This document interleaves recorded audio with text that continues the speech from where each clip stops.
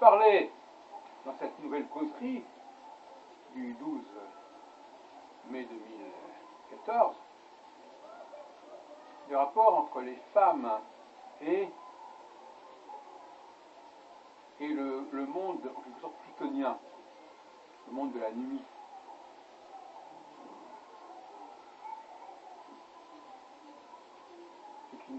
Ce qui nous conduit effectivement à une approche anthropologique, mais également astrologique et mythologique.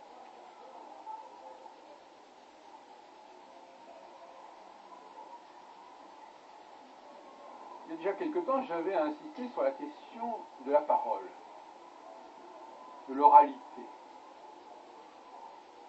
Et j'avais développé l'hypothèse selon laquelle les femmes seraient une humanité de l'obscurité, une humanité des cavernes en quelque sorte. D'où l'importance de la parole. Vous me dites quel rapport entre la parole et les ténèbres, entre le verbe et la nuit. Mais tout simplement que la nuit, quand il n'y a pas d'éclairage, quand il n'y a pas de feu, comment peut-on communiquer sinon par la parole? Donc la parole est bien le mode d'expression nocturne, par excellence. Ce qui expliquerait à quel point les femmes passent par la parole, ont un besoin compulsif de parole, d'entendre, de s'entendre parler et d'entendre parler. Et cela ne se comprend véritablement que si l'on se resitue dans ce champ d'une vie nocturne, d'une vie en clair-obscur, d'une vie où la vue ne sert pas à grand-chose. Par opposition au monde des hommes, de l'humanité masculine, si on peut dire, qui, elle, au contraire, serait une population qui vivrait dans la lumière, dans la clarté, et, par conséquent, qui pourrait déchiffrer les signes, l'écriture, les gestes,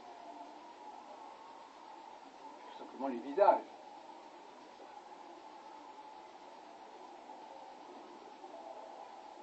C'est pour ça que souvent les hommes sont incommodés par la parole. Et ils préfèrent la lecture, ils préfèrent l'écriture.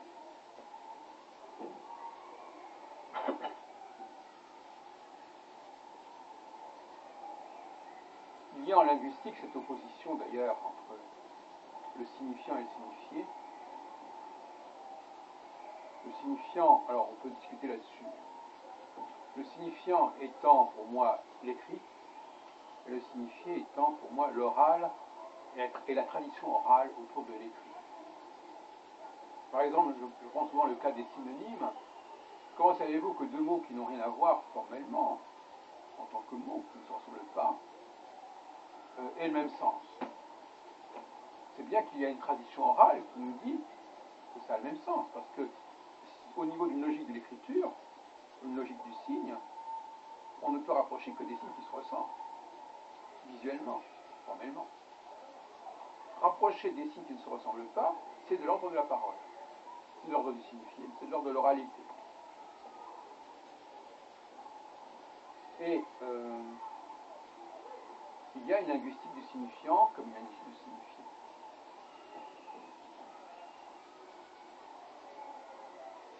J'ai l'habitude d'opposer la langue française et la langue anglaise. La langue anglaise étant essentiellement une langue du signifiant, la langue française étant essentiellement une langue du signifiant, et la langue anglaise une langue du signifiant. C'est-à-dire qu'en français, le rôle de la synonymie est beaucoup plus faible qu'en anglais. En français, on peut travailler sur des racines, sur des préfixes, sur des conjugations, sur des déclinaisons, si on veut, en restant sur le même principe, sur la même racine. C'est pas une obligation, mais c'est faisable. En anglais, c'est presque impossible. en anglais, vu du fait même des emprunts, du fait même de la mixité des racines et des emprunts, on ne peut pas s'en tenir à une seule et unique racine. Il faut les combiner, d'où la notion de synonymie qui permet de dire que des racines différentes veulent dire la même chose. Et ça, c'est une tradition orale, qui n'est pas inhérente, qui n'est pas intrinsèque au mot. Le mot ne dit pas cela. Les mots qui se ressemblent disent cela, les mots qui ne se ressemblent pas ne disent pas qu'ils se ressemblent, néanmoins. Alors, pour revenir à cette question des femmes et de la nuit, les femmes seraient, selon moi, je l'ai déjà expliqué dans d'autres causeries, marquées par Mars, et non pas par Vénus. Marquées par l'automne, et non pas par le printemps. Marquées par la nuit, et non pas par le jour. Et on sait que la nuit, c'est l'absence de jour. Alors moi j'ai beaucoup étudié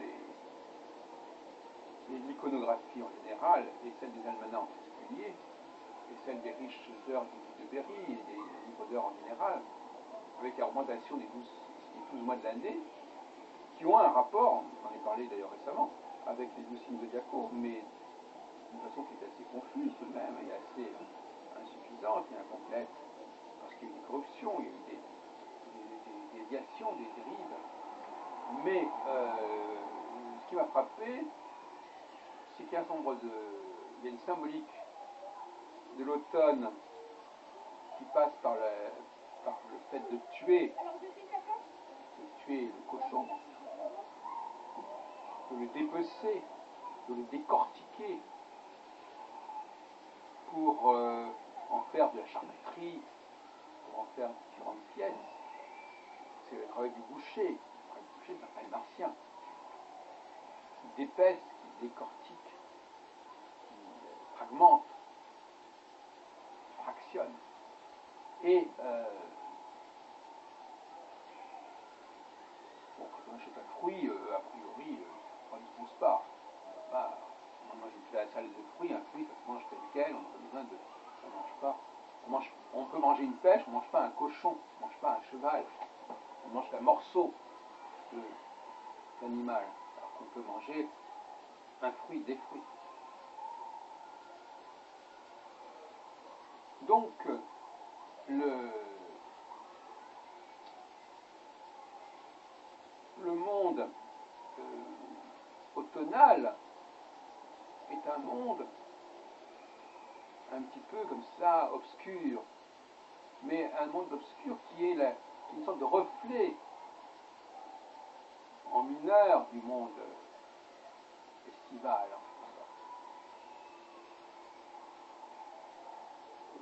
Le saucisson, c'est un reflet de l'entrecôte. C'est la cuisine du pauvre. C'est quelque chose qui renvoie quelque part à ce qui est clair. L'obscur ne fait que renvoyer à la clarté, en fait. C'est une imitation de la clarté, une imitation souvent pathétique de la clarté.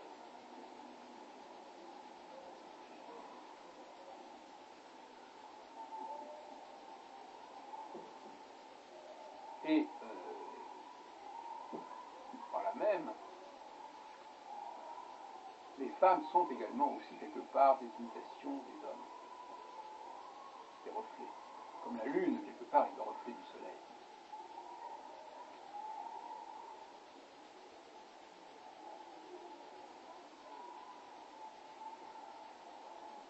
Donc, on ne répétera jamais suffisamment, les femmes sont martiennes, et ça veut dire aussi qu'elles sont attirées par les objets. Parce que la différence entre Vénus et Mars, on ne l'a pas suffisamment souligné souvent, c'est que Vénus n'a besoin d'aucun objet. Faire l'amour n'exige aucun objet extérieur. Faire la guerre oblige normalement d'avoir des armes. Des pierres, des armes, des flèches, comme la flèche du Sagittaire, qui est un signe justement d'automne. Il y en a avec les cornes du taureau, elles lui appartiennent, la flèche du Sagittaire, elle ne lui appartient pas. Le Sagittaire veut dire l'archer. Et donc la femme a besoin d'être armée. Elle a besoin d'être appareillée, si on peut dire. Un peu comme Athéna sort déjà toute armée du sang.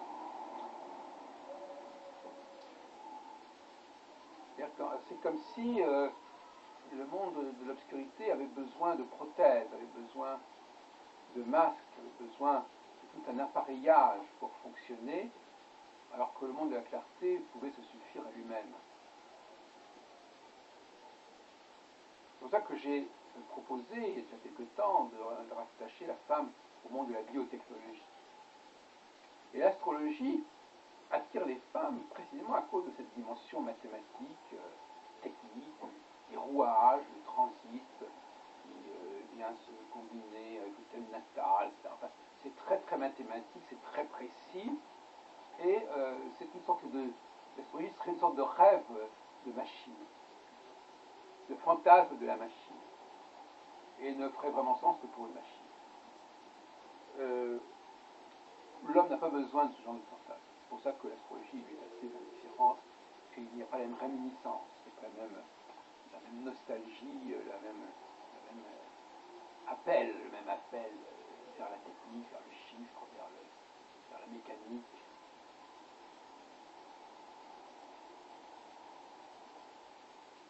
Donc pour revenir à notre théorie du cycle,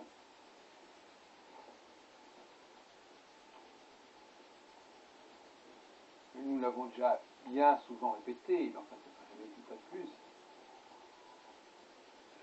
la phase martienne de Saturne est une phase de découpage, on creuse et on bâtit de façon à cloisonner, à cliver, à créer des petites unités. Et en phase martienne, le monde se morcelle, se parcellise, se fragmente en microstructures.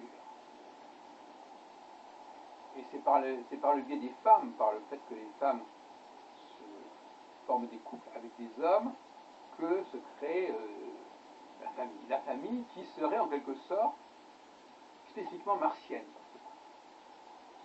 Elle serait martienne, c'est-à-dire qu'elle serait un facteur de division, un facteur de segmentation. Et à l'intérieur, évidemment, de cette entité, il y a une unité, mais elle est séparée. Les familles ont une unité, mais elles sont séparées des autres familles. Donc, la phase martienne est une phase de cloisonnement, un peu babélienne, comme l'a dit Saint-Paul, et où la communication entre les différentes entités ne se fait pas. D'ailleurs, on a pu remarquer, par exemple, moi j'ai remarqué même à la Bibliothèque nationale, à Tolbiac, que où il y a des divisions en salles, et bien d'une salle à l'autre, les règlements ne sont pas les mêmes, la mentalité n'est pas la même, l'attention n'est pas la même. Les femmes ont un génie pour différencier, pour créer des spécificités. Et ça, c'est typiquement martien.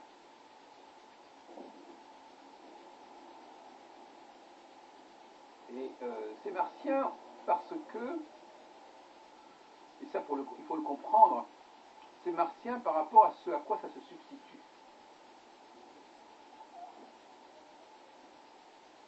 On peut étudier notamment le fait que les grands empires, tous les processus unitaires, sont torpillés par Mars.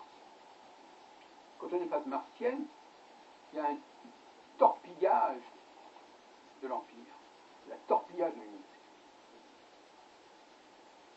De même que la maladie est un torpillage de la santé et de l'unité du corps, la boucherie est un torpillage de l'unité de l'animal, qui se voit débité en plusieurs morceaux, en plusieurs fragments. C'est dans ce sens-là que nous sommes dans une période martienne. De même que la mort vient torpiller la vie, non pas l'inverse. Donc c'est Vénus qui est torpillée par Mars et non pas l'inverse. Alors en phase vénusienne, eh bien, on redémarre un nouveau, enfin, bon, on peut en discuter. Enfin, la phase vénusienne, c'est le fait de retrouver cette espèce d'équilibre unitaire que Mars avait perturbé, avait compromis. Il y a quelque chose dans Mars du saboteur. Il y a quelque chose dans Mars de ce qui vient interrompre, de ce qui vient avorter. L'IVG, les grandes conquêtes féminines des années 70, c'est l'interruption volontaire de grossesse. C'est quelque chose qui est cassé, c'est une dynamique qui est cassée, qui est brisée. On est toujours dans Mars. Cette dimension martienne de la femme, elle n'est pas toujours comprise, mise en avant. Et c'est pour cela que souvent, on pense d'ailleurs à John Gray qui dit que les femmes viennent de Vénus et les hommes viennent de Mars, c'est un contresens. Et c'est parce qu'il y a une mauvaise définition de Mars qu'on sous-estime cette dimension. Après, on va dire les femmes ont des côtés masculins. Non, elles n'ont pas des côtés masculins. Mars est féminin. Maintenant, que ce soit perçu comme masculin, c'est un autre problème. Que les femmes manipulent les hommes pour qu'ils viennent défendre leur foyer, leur famille, leur nation, leur patrie, c'est un autre problème, ça, c'est un autre problème. C'est vrai qu'on voit ce phénomène. Souvent, c'est les femmes qui excitent les hommes à partir en guerre, à se battre. Mais les hommes ne sont pas par eux-mêmes martiens. Ils ne sont martiens que sous la coupe des femmes. Et quand les femmes se mettent en retrait, eh bien, il y a ce qu'on appelle la paix des braves. C'est-à-dire que les hommes arrivent à négocier, arrivent à trouver des arrangements, à se fédérer, à unifier leurs différences. Donc, il faut absolument arrêter de dire, il faut repenser les choses, il faut clarifier les choses, et il faut cesser de dire qu'il n'y a pas d'hommes et de femmes parce qu'il y a des femmes qui sont masculines. Elles ne sont pas masculines, elles sont ce qu'elles sont. Elles sont martiennes parce qu'elles sont martiennes. Et donc le clivage n'en est pas moins un. Mais avec de fausses définitions, on peut arriver à mettre en cause tout ce qui existe. Si je définis mal ce qui est masculin et féminin, ben, je vais commencer à dire que les hommes et les femmes, ça n'existe pas en tant que tel. Voilà.